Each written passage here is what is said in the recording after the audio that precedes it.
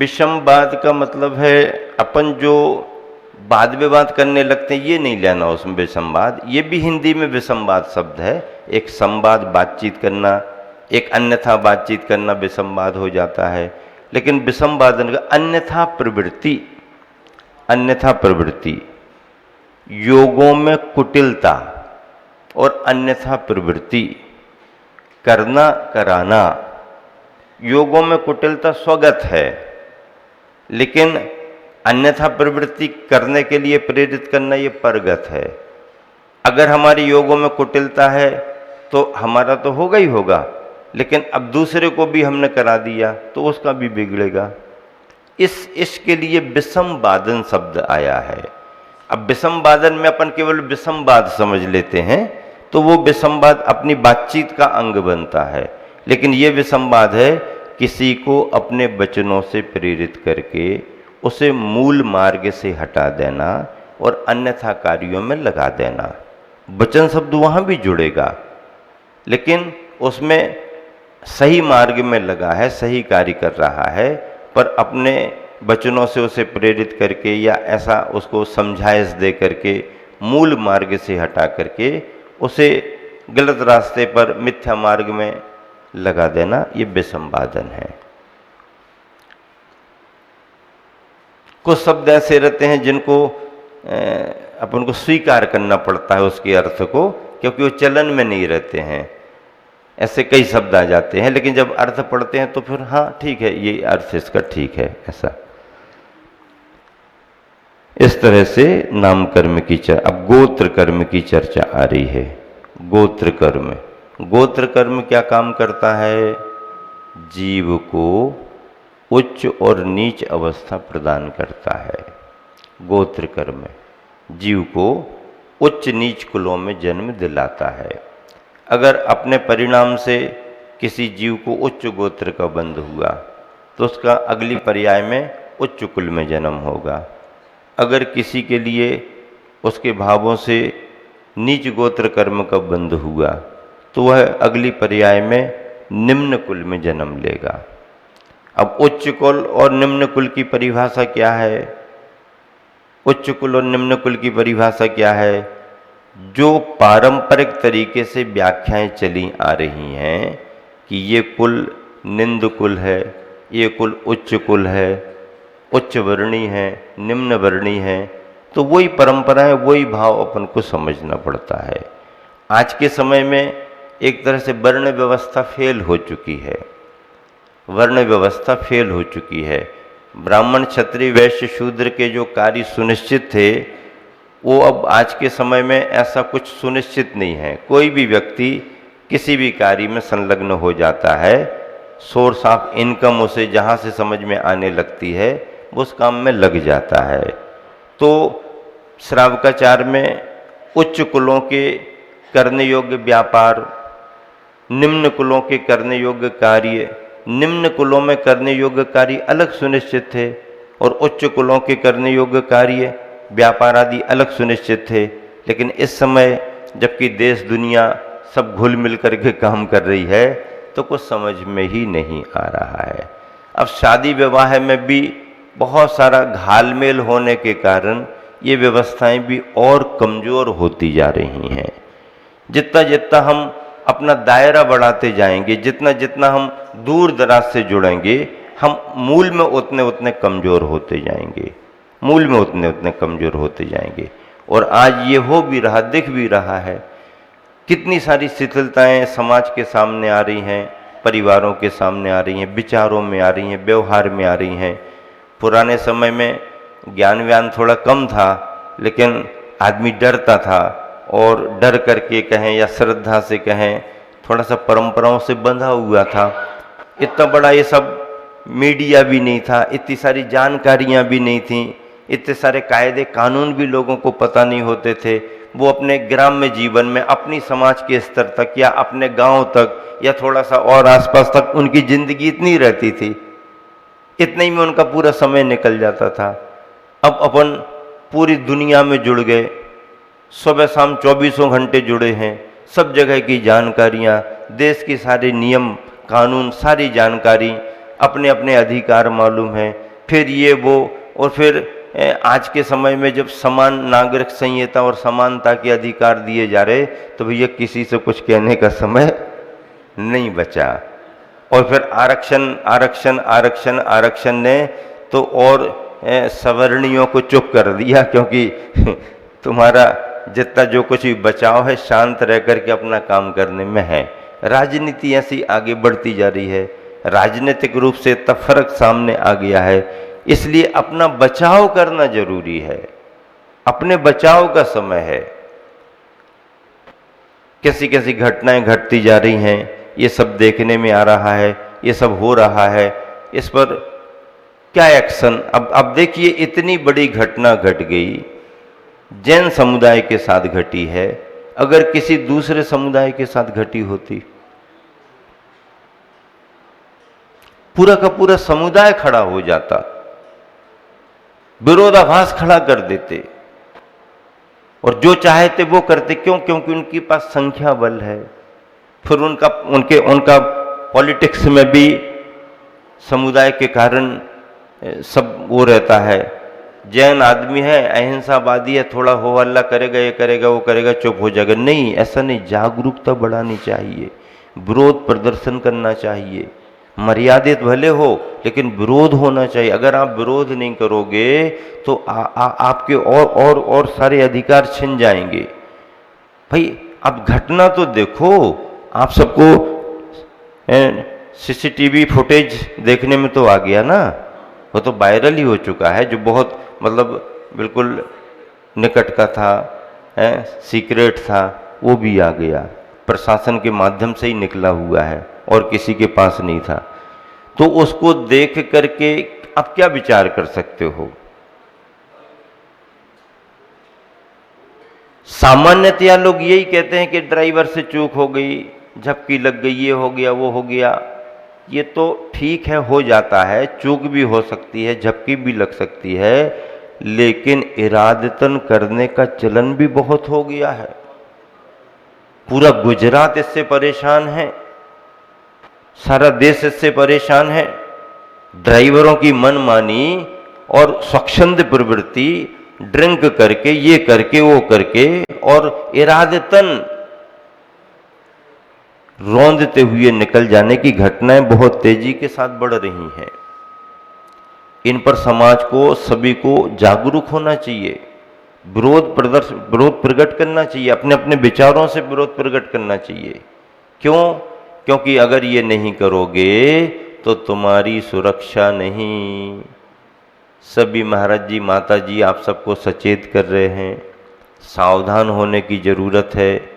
इसलिए मैं बार बार कहता हूँ, पिछले दिनों में भी कहा, पुनः भाव हो गया कि ये जो 20 मई की घटना प्रातःकाल बेला में मध्य प्रदेश के रीवा नगर में घटी है, केवल इसे रीवा नगर की मान करके नहीं चलना।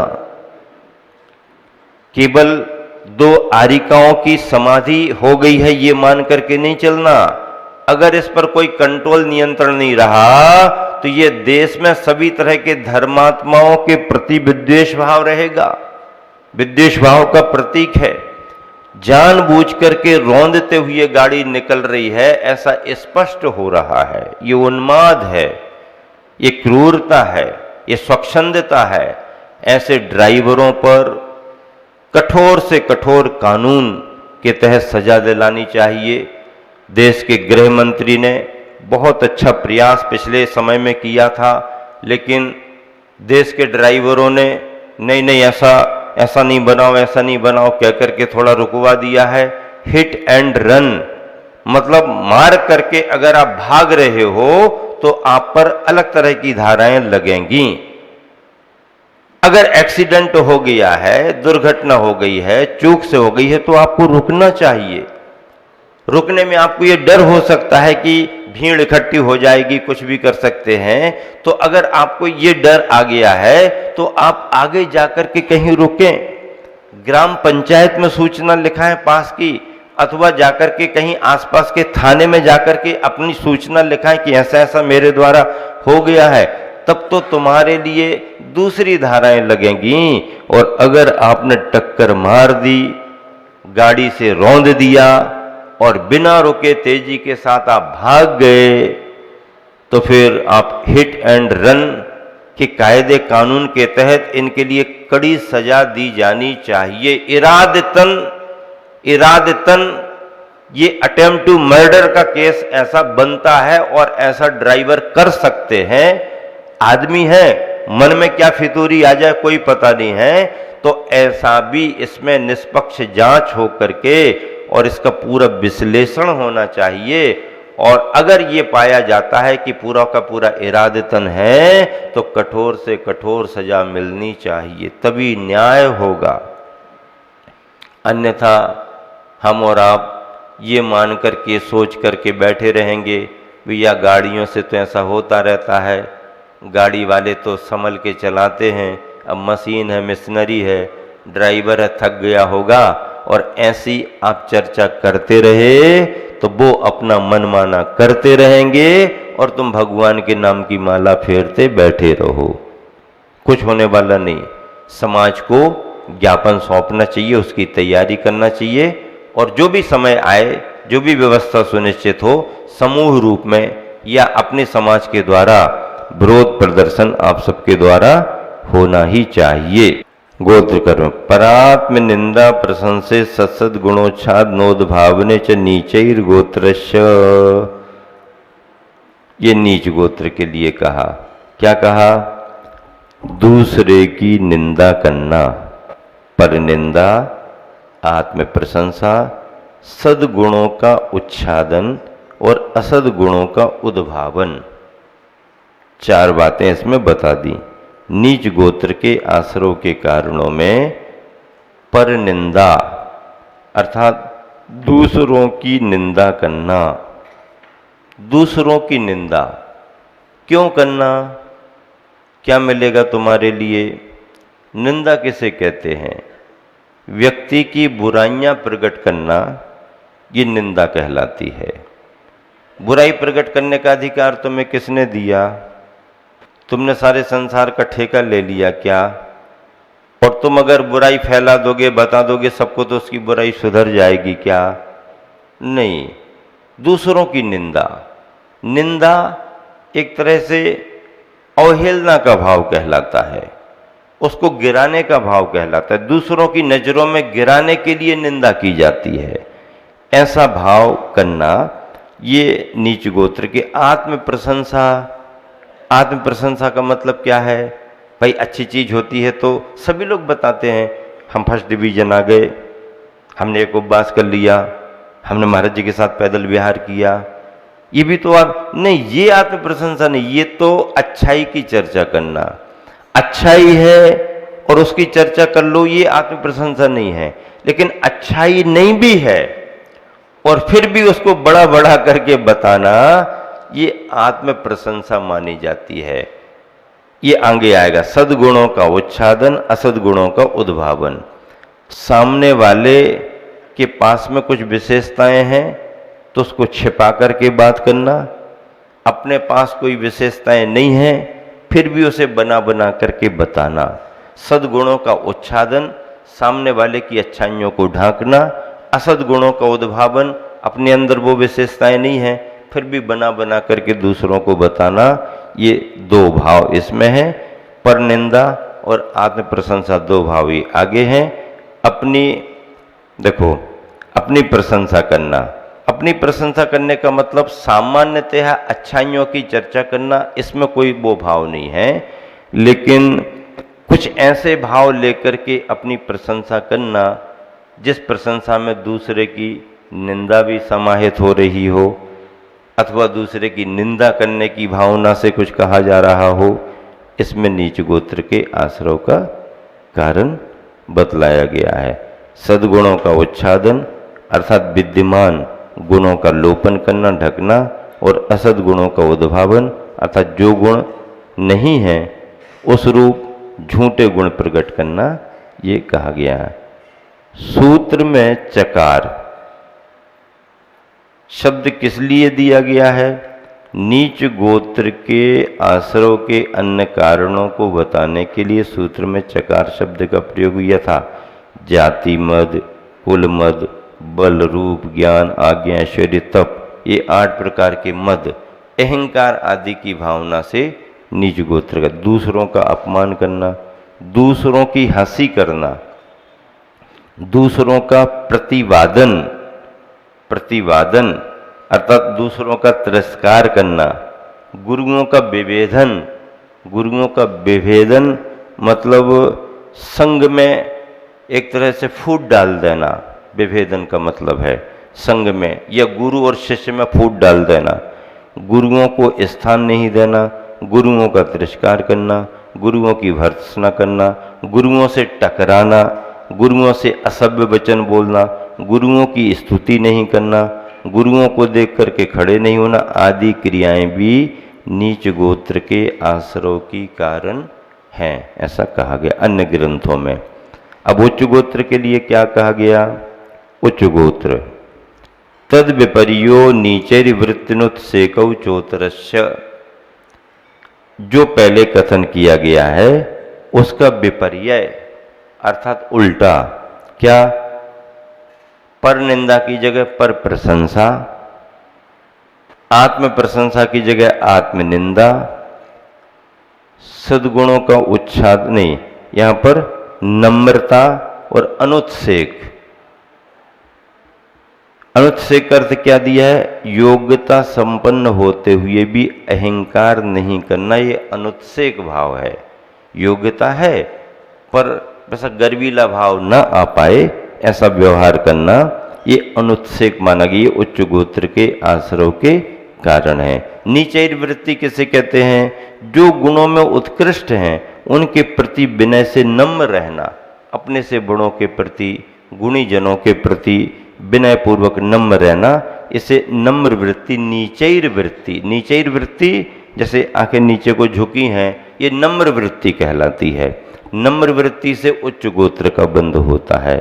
और पर प्रशंसा आत्मनिंदा, पर प्रशंसा का मतलब अगर गुण किसी में नहीं है तो झूठी झूठी प्रशंसा करना ऐसा नहीं, लेकिन अगर अच्छाइयाँ हैं तो अच्छाइयों की चर्चा होनी चाहिए, वो भले किसी के पास हो। इस तरह से पर प्रशंसा, आत्मनिंदा, नम्र वृत्ति और मद का अभाव, अहंकार आदि भावों का अभाव, ये उच्च गोत्र के आश्रव कराने वाले हैं। इन भावों से गोत्र कर्म का आश्रव होता है, नीच गोत्र के रूप में भी और उच्च गोत्र के रूप में भी।